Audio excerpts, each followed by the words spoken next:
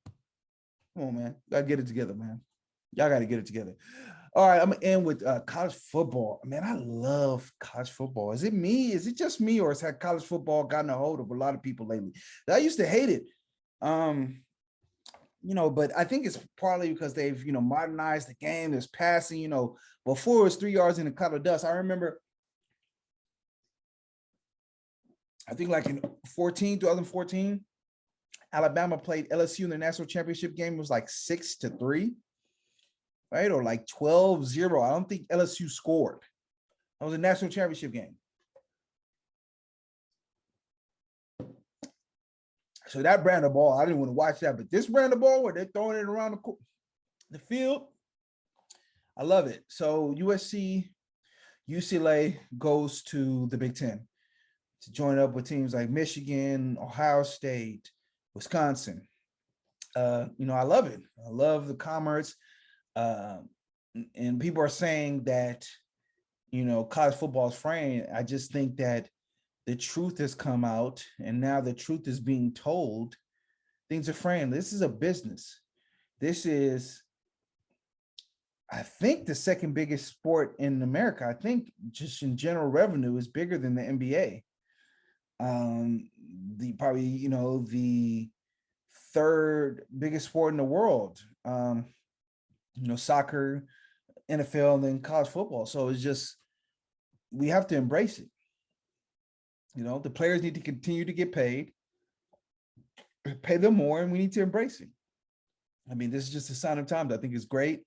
I think it's great for USC. Their games usually come on really, really late, 10 o'clock. And sometimes that's nice, but if it's a big game, you can kind of gear yourself up for it. But if it's them playing versus Arizona, then it's not really the best thing. So, the kids get to travel more. That's one of the concerns, is that they're going to be going to the East Coast a lot, but they'll figure it out, man. They'll figure it out, bro.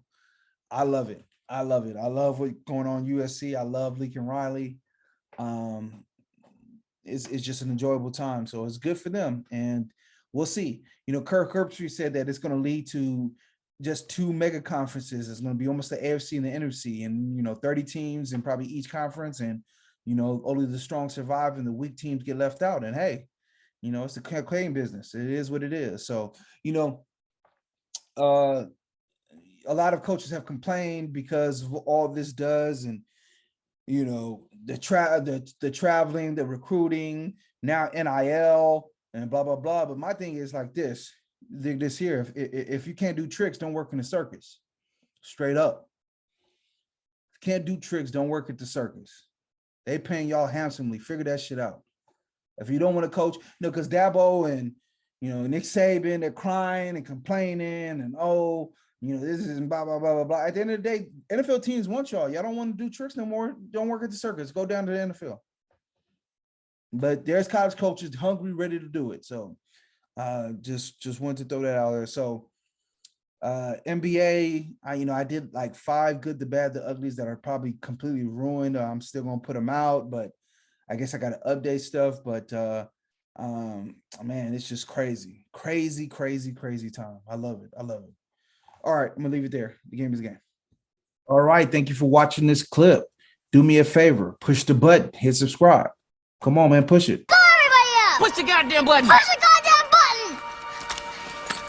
You heard what she said. And do what's right. You heard her. Push the button. The game is a game. So what's up, man? What's up with you otherwise, The game is a game. Always.